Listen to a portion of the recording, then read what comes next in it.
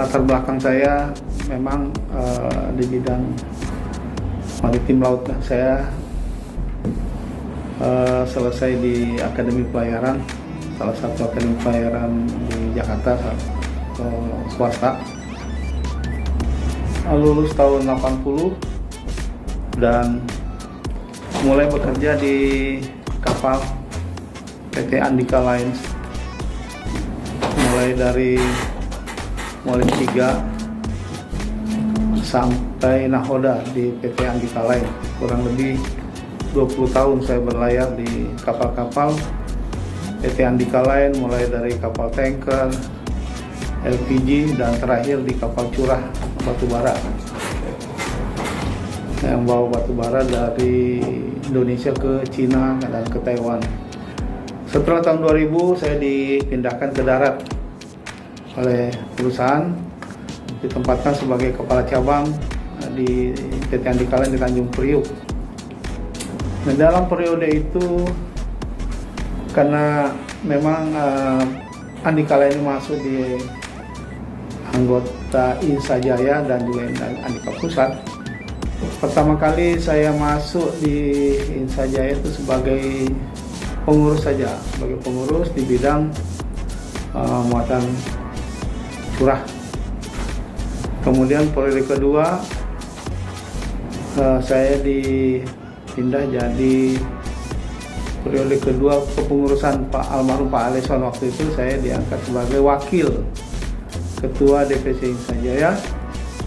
Kemudian setelah selesai masa tugas Pak Aleson diadakan RAC dan saya diamanahkan oleh teman-teman pengurus pelayaran di Tanjung Priuk maupun sekitarnya sebagai kepala cabang, ketua DPC Insa Jaya sejak tahun 2016 kalau nggak salah ya Pak Nana ya. 2016 hingga tahun 2020. Sebenarnya periode tahun 2020 kita sudah diadakan RAC, namun kondisi pada saat itu kita sedang mengalami masa pandemi, di mana kita tidak boleh kumpul-kumpul, sehingga diundur sampai tahun 2022 baru diadakan RAC pada bulan Juli kalau nggak salah.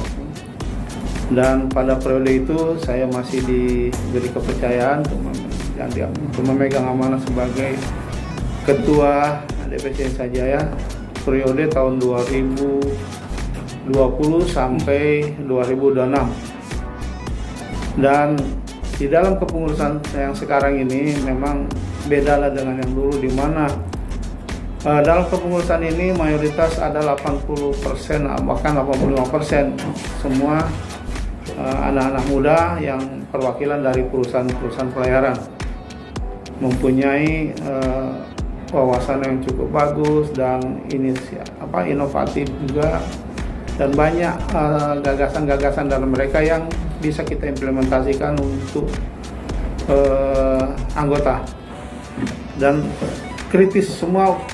sangat kritis dalam pemikirannya. Kalau ada kebijakan dari pihak instansi lain yang kurang begitu menguntungkan atau merugikan pihak asosiasi, mereka selalu kritis untuk diadakan rapat untuk mendapatkan suatu keputusan yang baik atau ada win-win solution, di mana kedua belah pihak harus ada saling menguntungkan, jangan hanya satu pihak katakanlah pemberi jasa segala macam, sehingga kita selalu dalam posisi yang dirugikan. Dalam hal ini dirugikan itu menambah kos di pelabuhan bagi kapal-kapal yang masuk di Tanjung Priok.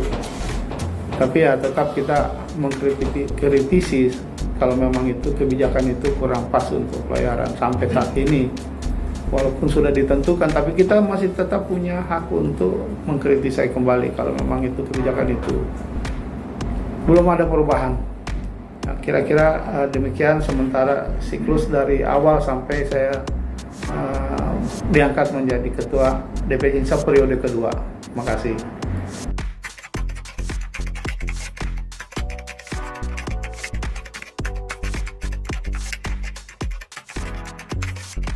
Pengurusan ini memang kita sudah sepakat dari awal dengan semua pengurus bahwa untuk mengambil keputusan itu tidak boleh satu pihak, tapi sifatnya itu kolektif kolegial. Jadi satu masalah harus kita putuskan bersama, kita bincangkan bersama, baru kita bisa mengambil suatu keputusan untuk kita sampaikan keluar. Jadi tidak ada keputusan pribadi atau keputusan ketua yang menentukan dalam hal apa saja yang terkait dengan masalah-masalah yang ada di Pelabuhan Tanjung Priok sehubungan dengan instansi yang terkait.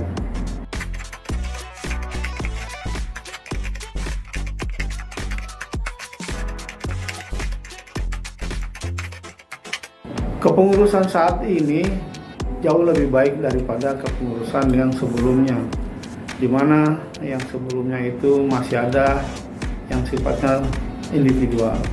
Tapi sekarang sudah semakin baik dan semua pengurus-pengurus Insajaya itu mempunyai gagasan dan inisiatif yang sangat bagus untuk kita jadikan suatu masukan kepada instansi yang terkait. Lebih aktif anak-anak muda sekarang ini, di mana tidak ada satu keputusan pun yang dikeluarkan oleh ketua tanpa kesepakatan dari semua pengurus. Pengurusan sekarang ini betul-betul baik dengan inovasi inisiatif dari anak-anak muda yang mempunyai pemikiran yang sangat bagus, yang sifatnya itu konstruktif untuk kita jadikan acuan dalam organisasi.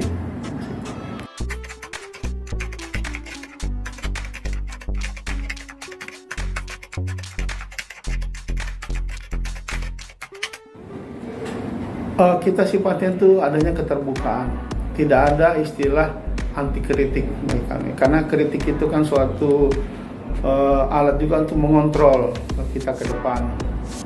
Kritik itu baik, jadi sifatnya itu kalau ada yang menanyakan sesuatu di kantor DPC saja sekarang ini selalu ada petugas yang paling tidak itu piket dan bisa menyampaikan apa keluhannya, kemudian nanti akan diteruskan ke pengurus yang terkait, atau bisa juga melalui hotline.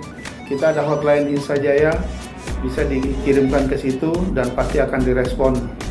Ataupun ya kepada dalam hal ini kan kita ada sekretariat yang membidangi masalah itu, apapun itu bisa disampaikan ke sana, nanti baru kita rapatkan bersama pengurus. Kalau ada isu-isu yang memang harus kita bahas bersama, baru kita mengambil suatu keputusan apa yang harus kita sampaikan kepada anggota yang menanyakan itu. Jadi sifatnya tidak individual.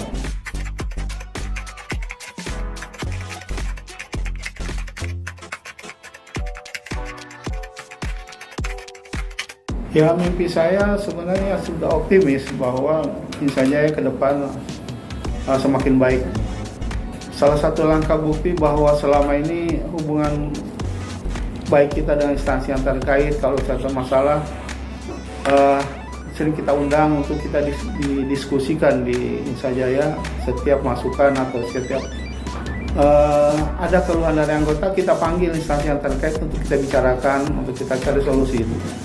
Inilah pengurus-pengurus yang baru tetap berperan aktif di situ menyelesaikan permasalahan. Saya sebagai ketua sebenarnya periode ini lebih enak sedikit daripada yang sebelumnya, karena mereka saja sudah bisa memberikan suatu solusi yang baik, memberikan suatu pandangan, memberikan suatu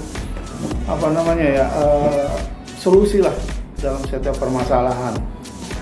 Karena apapun permasalahan itu kalau kita bicarakan pasti ada solusi yang baik. Dalam hal ini ya kita mencari win-win solusi dari hal-hal yang akan kita bicarakan, kita bahas. Jadi saya percaya bahwa anak-anak muda ini juga sudah siap untuk ke depan. Saya sudah 2 periode, mudah-mudahan sehat, panjang umur, dan periode ini sudah saya cukup 2 kali, dan akan saya serahkan estafet ini kepada anak-anak muda yang mempunyai pikiran sangat kritis, dan itu tadi yang saya bilang sifatnya selalu konstruktif untuk ke depan. Pemikirannya banyak, idenya banyak untuk anggota.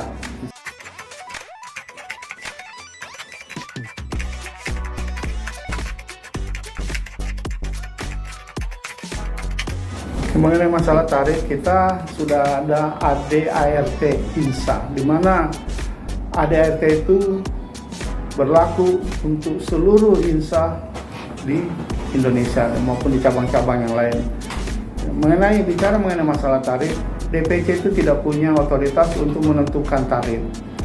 DPC hanya mengadakan rapat pertama kali, menerima usulan dari instansi yang terkait untuk kita bahas bersama. Setelah itu baru kita teruskan ke DPP. DPP lah yang akan lebih mendalam dalam hal menentukan nilai tarif itu. Setelah ada keputusan antara DPP dengan instansi terkait, baru disampaikan ke DPC yang bersangkutan untuk kita sampaikan lagi ke anggota yang ada. Jadi DPC saja ya tidak punya otoritas untuk menentukan tarif. Semua DPP yang menentukan tarif. Jadi salah kalau istilahnya INSA yang menetapkan, merestui, tidak ada.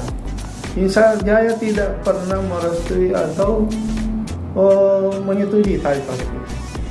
Semua DPP. Dari DPP itulah, karena kita satu garis lurus dengan DPP, itu yang kita sampaikan. Walaupun nanti masih ada koreksi dari anggota-anggota, itu kita bisa tindak lanjuti lagi masalah itu, dan tetap kita tampung masalah itu untuk kita teruskan ke DPP. Karena perjanjian itu hanya DPP dengan instansi yang terkait yang ditandatangani bersama, dan itu yang kita pegang. Namun itu bukan berarti harga mati, masih bisa juga kita sampaikan ke DPP bahwa masih bisa kita koreksi tarif-tarif itu.